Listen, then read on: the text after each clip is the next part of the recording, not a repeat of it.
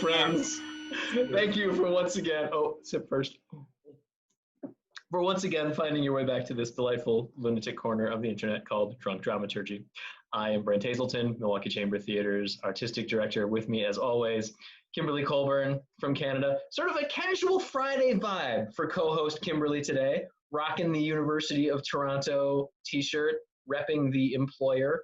It's a good look. Oh, that says UFC. I thought it said loft.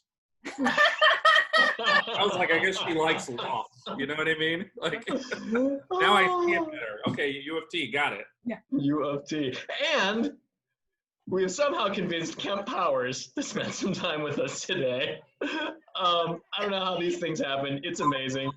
These people just, they put their reputations in our hands because they're generous and delightful. Do they know that this is on the internet? People can find this. No one will watch it, but somebody could find it. And I didn't even shave, so you're getting me like unshaven. See, also casual Friday for Kemp. Casual Friday. So for those of you who don't know Kemp Powers, Kemp is a playwright and a screenwriter. Kemp wrote an awesome play called One Night in Miami and another awesome play called Little Black Shadows. Kemp also was a writer on Star Trek Discovery, which is so cool. I can barely contain myself. And cooler still, writer and director on a Pixar flick that's coming out later this year, assuming we release movies later this year, called Soul, which will be great. And then is just about done, right, with the film adaptation of One Night in Miami. Correct. Yeah, it's edited, and we're in post-production, and it's more than 90% done. So yeah, we're almost at the finish line on One Night in Miami, the movie. So cool. So you're a playwright who has made this awesome crossover into screenwriting. How did that happen? To be perfectly honest, I think I was pretty much drag kicking and screaming the whole way, because it's a bizarre story, because I'm from New York originally, born and raised. But I never envisioned myself writing plays, being in theater. And it's just because that's not what in New York City, theater seemed like something that other people did. People who went to different schools and had a different upbringing and a different education. And while I was always a huge fan of theater, growing up even, going to the public, growing up on Shakespeare, every once in a while even getting to go see a Broadway show. I think my first Broadway show was the original production of La Cage aux Folles. So cool. I didn't even know what I was going to see. At the time I really wanted to see Cats, because that was like the big show at the time. And my mom was like, well, you've been harassing me. I got tickets to Broadway. I'm like, we're going to see Cats? She's like, no, we're going to see La Cage aux Folles. And I'm like, what's that? She's like, just shut up and let's go get on the subway and we're going to go to something on Broadway. And it thankfully, it was kind of amazing and blew my mind. And having finally seen Cats years later, I'm so happy that La Cage aux Folles was my first Broadway show and not Cats. But completely different if you had seen Cats instead. Oh yeah, I mean, if I like an accountant or something. I think Cats would have made me not like theater, to be perfectly honest, because it was not my cup of tea when I finally saw it. I really had a place I really kind of gravitated towards dark dramas, you know what I mean? when I started getting into theater. Even some of my first jobs before I was a theater practitioner, after college, I lived in Minneapolis for several years. I was like a public relations assistant at the Guthrie Theater in Minneapolis. So, which was exciting because that's how I got my opportunity to meet both August Wilson and Arthur Miller before both of them passed. We were doing a production of Arthur Miller's The Price.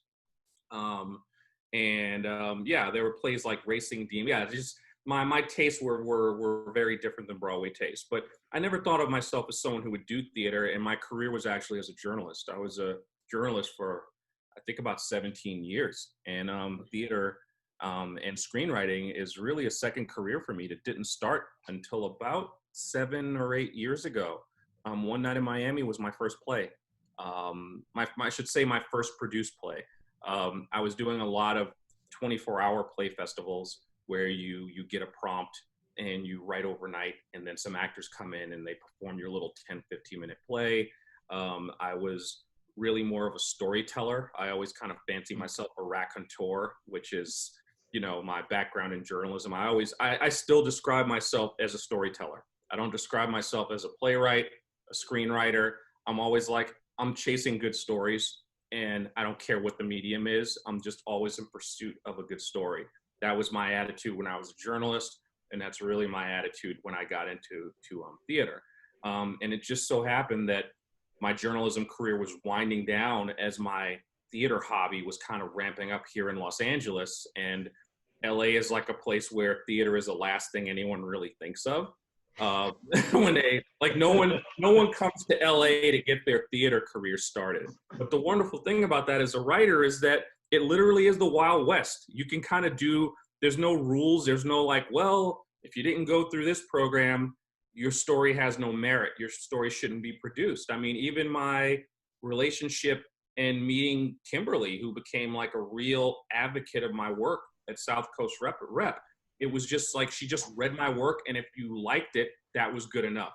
You know what I mean? And I have to say, I don't know if that would have been the case for me back on the East Coast, as a guy who, my theater career, my playwriting career didn't really get started until I was like almost 40 years old, like 37, 38 years old. So I was way too old to ever be a new thing to be discovered. And there's this obsession in Hollywood and theater with young and new things.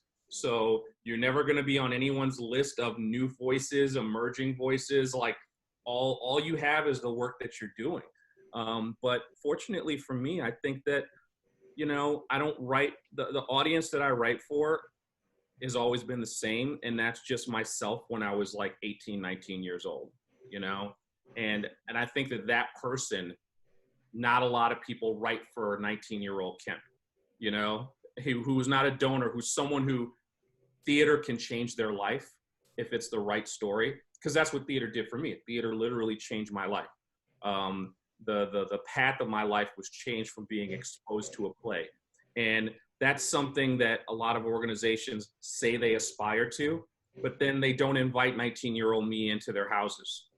So that's always been my audience. And I feel like that's always been the audience for my work. And I managed to connect to them in the work that I do, so I'm not writing it for the critics. I'm not writing, like I'm doing it for, it shouldn't be a new audience, but I guess it would be considered a bit of a new audience. You know what I mean? For theater.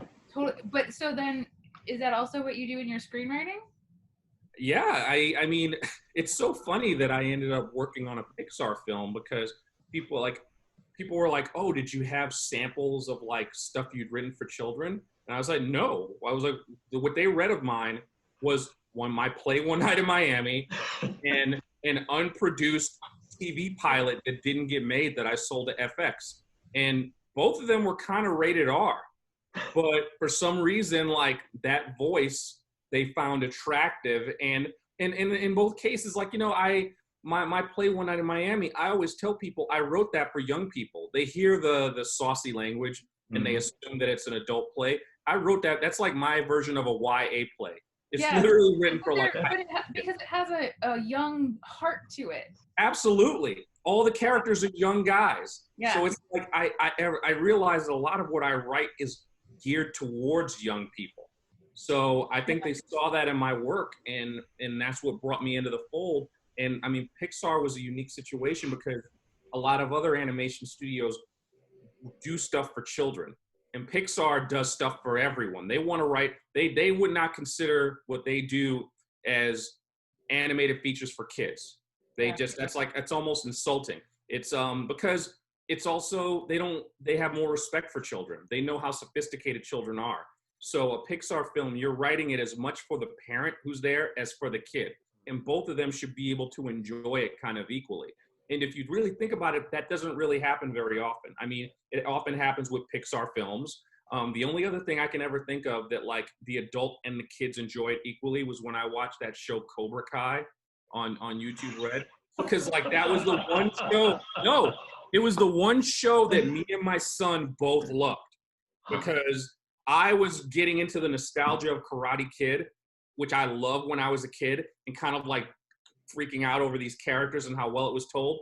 And things that the kids were dealing with today, the new generation really resonated with him. So that's like a great example. Like Cobra Kai was something that like I was able to sit there with my own kid, and we were both able to be equally geeked about the same thing. And I think that's kind of the sweet spot that you often find with a lot of Pixar films. When you watch something like Inside Out, or you watch something like WALL-E or Ratatouille or Up, you know, or any of these films, or even the original Toy Story, where there's certain jokes that it's like the adults are getting it and the kids aren't. And there's other, but at the same time, it's speaking to the children as well. Do you think that since you've now you've written a Pixar film, do you think that that's going to change your theatrical writing or your theatrical approach to things?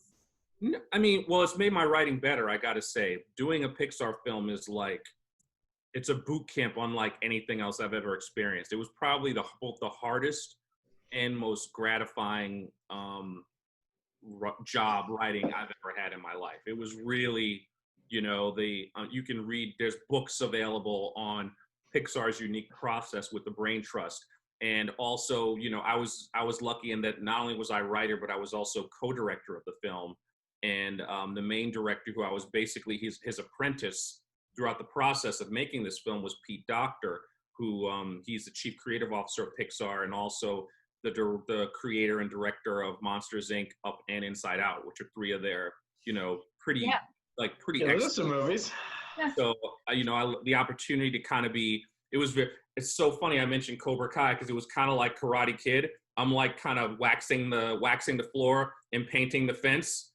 And then like a year into it, it's like, you choose, sir, are a director. You know what I mean? And you don't even realize that you're building up the skill set, you know? Yeah. So that was a lot of my experience, because I was there for 2 years.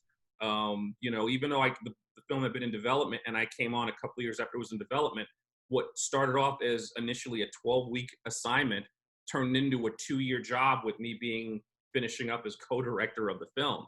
But a lot of it was that I've always been a fast learner, and I learn things through osmosis. Like, I learn things by being around people. I learn by doing things, and thankfully I was surrounded by a creative team that was giving in that way. So I don't know how.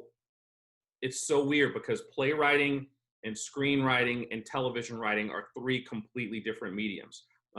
It's so funny that people have this assumption that obviously almost every working playwright is either writing in film and television or teaching, with I think no exceptions. But I think there's unfortunately an assumption that if you are a good playwright, that means you'd be good at writing film and television. And my experience is not that at all. My experience going into film and television was that each time playwriting got me in the door, but then I had to completely learn a new medium.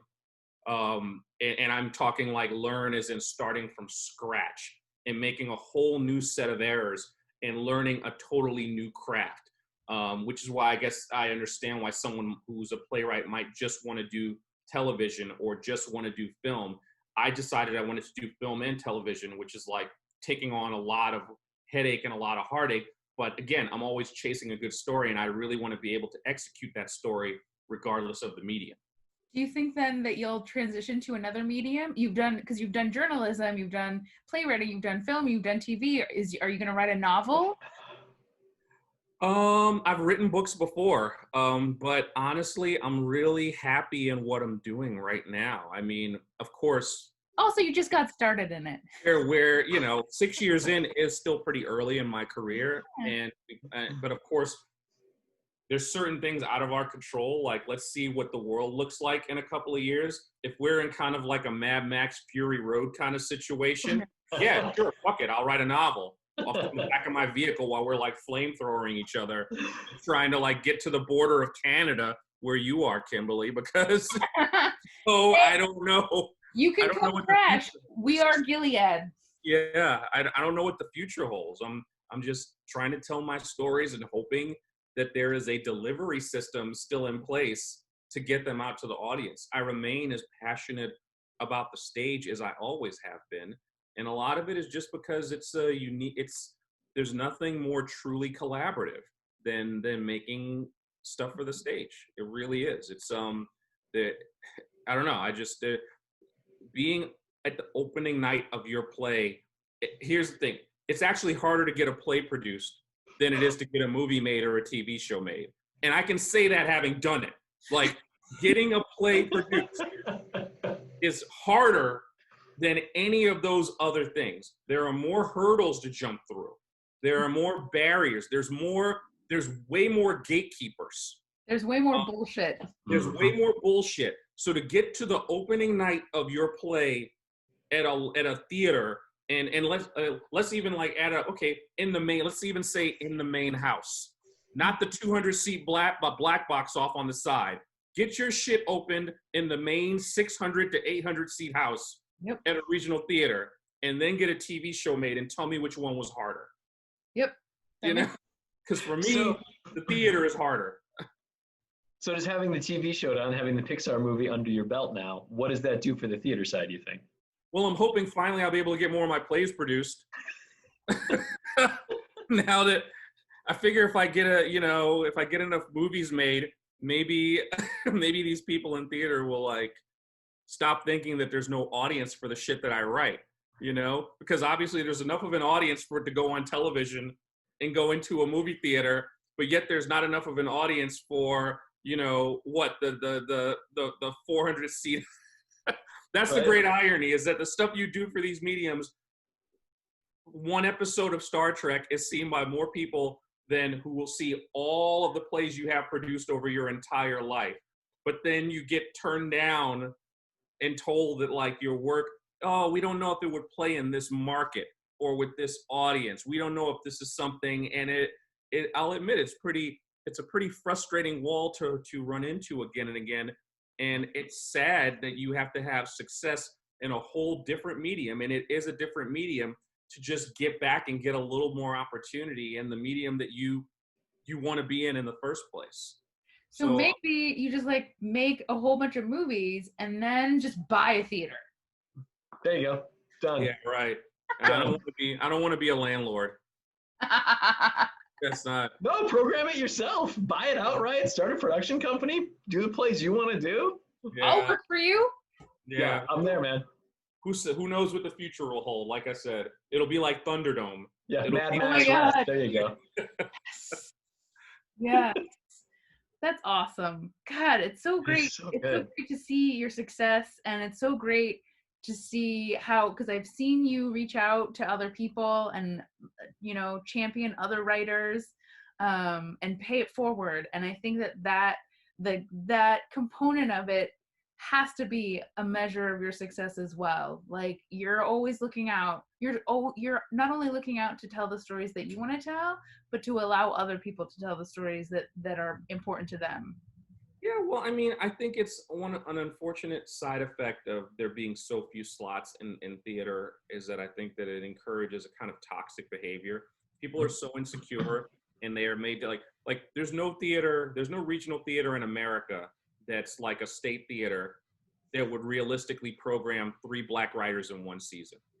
That's just like the reality of it. It just wouldn't happen. No one would bat an eye for a season being all white writers, you know? But if there were, God forbid, I mean, 2 would be kind of alarming, and 3 just like wouldn't happen. Why is that? Let's take it a step further. Is there any regional theater, state theater in America that would program 2 Latino writers in one season? You see what I'm saying? So what does that do to the psyche of the artist?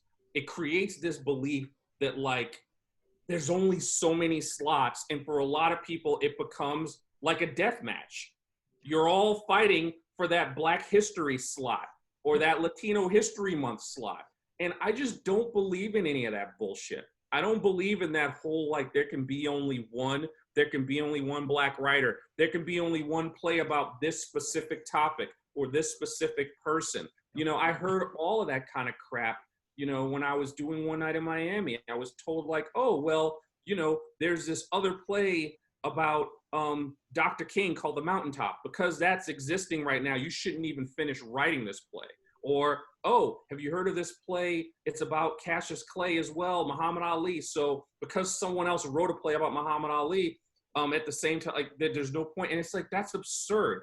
If that's the case, then shouldn't people have stopped writing plays about like white men lamenting their lives after like Arthur Miller and like Tennessee fucking Williams? Like we shouldn't have any more We shouldn't have any more plays about white men lamenting the failure that is their lives. But yet, that still manages to be 80% of what goes up on a stage. Yeah. So you mean to tell me we can't have like 2 plays about like the God knows how many issues that Black people are struggling with, or Latinos, or women, or gays, or like, it's just so absurd, man. It's just, this is the problem with theater marketing, right? Because you talk about the topically focused marketing, right? So there's a Martin Luther King play in the world. Well, we can't put another Martin Luther King play in the same season because the audience is going to think they're duplicative, because we don't know how to market them at any level deeper than, oh, it's the Martin Luther King play. right. Right? It's just that sort of surface level, immediate hit topic conversation, as opposed to trying to get to somewhere deeper, have a deeper conversation with the audience about what the thing actually is. Right. So that instead of it being the Black play or the Latinx play, you're actually talking about the nuance of existence in these plays. Right. Right. I mean, It's frustrating. Playwrights should be just writing what they want to write. Again, I am like living proof that ignorance is bliss, because here's the truth. When I finished One Night in Miami and One Night in Miami came out, I had no idea when my play came out that there was a play that in existence called The Meeting about Martin Luther by Jeff Stetson. I had no idea that play existed. I had no idea that another playwright had written a play called Fetch Clay, Make Man about Cassius Clay and Stephen Fetch. Oh, I think both our plays came out at about the same time. But the thing is, I had zero idea that these other plays even were in existence, because I just had my head in my cave working. And if I had, it might have stopped me from even writing my play, because the logic would have told me, or at least the people whispering your ear would tell you, well, someone else got that idea first. And I'm not a believer. To me, there's no such thing as $1 million idea. There's only $1 million execution. There you go. So all 3 of us could have the right to write a play about the same topic, and they might all be plays that are equally worthy of being produced, you know? And so again, my pure ignorance of like what was even out there really aided me in my own career, because I wrote Little Black Shadows, a play about slavery, when no one wants to see plays about slavery, unless it's, you know, there's a comic satirical element to it, because they don't want to really face the brutality of it. And I leaned into it. And the irony is, I told everyone who would listen, Little Black Shadows is my police brutality play. Mm-hmm. People want to write nail on the head plays about police brutality, which is, you're right. But I was like, for me, the thing about police brutality is I want to go back to the origin and why Black bodies have no value. And in order to do that, I need to write a play about slavery. I need to show the self-loathing and the origin of it. And I said that in countless interviews, and it never showed up in an article, that this is a police brutality play. Even though the word police, because it's like, you have to go to our own history, a history we won't accept. Mm-hmm. So it's endlessly frustrating how theater doesn't have to be as reactionary as it is. You know, if anything, theater has the ability, because of the lower stakes, relatively speaking, financially, to take chances and be completely proactive, you know, and you do see that sometimes. That's why I get a lot of energy. Like, I have a lot of friends. I was lucky enough to have one of my plays produced in London. So I have a lot of friends there, and I've spent a lot of time seeing productions there. And it's always fascinating to me going to see a play and being like, wow, I can't believe someone let this person write about this topic. Like, it's a play about female genital mutilation. How niche is that? You know what I mean? And it's like up at the Young Vic, you know, because I just can't see that kind of thing happening here. But I think the artists, we're storytellers, and we should pursue whatever story we're passionate about, not thinking about the board or, you know, what audience, because Broadway is a completely different business model. There's everything else, and then there's Broadway. And just, yeah, that's a whole other. That's another episode. Yeah, another one. But as you're saying, I mean, this notion of scarcity we buy into, right? Yeah. As theater artists, and that we're sort of forced into, is killing this industry, and it's killing the art we put on stages. Because even if you look at the big LORT theaters in any given community, at the most, they're playing to 5% of their local audience. Right. Right? There's even forget mission, forget altruism, forget wanting to sort of tell stories about a world we want to see exist. Pure economics tell you that there is a massive market available to you that you are not tapping into because you're buying into this notion of scarcity, that there's only so much to go around when there is nothing but abundance if, as you say, we would just tell stories that lean into those sources of abundance. Right. I agree. I completely agree. Frustrating. It is. It's very frustrating. And yet, because we love theater so much, we come in for more. We take the blows and keep trying to. I mean, if there's one positive thing I think that could come out of this whole pandemic is that I really do hope, because there's nothing else to lose, because it's all been kind of we've already lost it. It's all gone. There's going to be change. It's going to be different.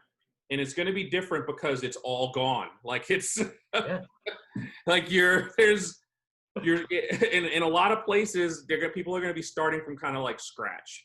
Yeah. So let's look forward to that.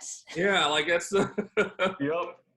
And let's take your Mad Max metaphor and not build it with flamethrowers, but build it with good stories. Yeah. And that's just it, is that it's important for people to know that I love other Black playwrights. So it was so funny. Sometimes people will tell me about another, it's amazing. It shows you how we have different worldviews. Sometimes someone will tell me about another playwright's work who is similar to a work of mine. And I immediately go to a place of oh, wouldn't it be cool if they program both of our plays in one season? I'm not even thinking about oh, it's me or that person. I'm thinking wouldn't that be great in repertory? Because I've seen plays programmed in repertory with when you're white. I've seen it happen, and it's a very tenuous connection between the two playwrights, but they still do that shit in repertory. Where it's how many productions did we see of A Doll's House with A Doll's House Part 2? And I enjoyed both of those plays, but my point is, it wasn't well, if we do A Doll's House Part 2, we have to stop doing A Doll's House. No, that shit's going in rep, I should write A Doll's House Part 3 so I can get in on the action. Yeah, do it! Oh my God, do it! Also, I would love to see the Kemp Powers dollhouse. Oh yes. Oh yeah, I know. That's such a good idea. I am legitimately serious in this. Do this. Explore the city. I mean, I know you're not busy or anything, but. But I say that enjoying and loving both plays. But it's just, again, it's so you see it. I watch that and I'm going why are we having to fight with each other? Why are we having to compete? And there's obviously room for everyone. Yeah. And again, I can't speak for other groups, but that's definitely the vibe among Black playwrights, is we're in this place where we're competing for a spot. And I refuse to kind of buy into that bullshit. No. Competing to build an audience. Yeah, I'm not buying, because the only thing I often have in common with a lot of other Black playwrights is the color of our skin. There's literally nothing about our writing that's similar. Yeah. So, there's nothing about our writing that's similar. Doll's House Part 3. Write it. Yep. Doll's House Part 3. I'm in. Yeah, I know. Kimberly will dramaturg it. I'll produce it. We want to see it. Let's do it right now. Good. Oh, Kemp Powers, thank you so much. Such a great conversation. Such wonderful insights. My pleasure. And, thank you for congratulations on your journey and your success, man. It's so great. Can't wait to see Soul. Thank you very much. I hope you guys enjoy it.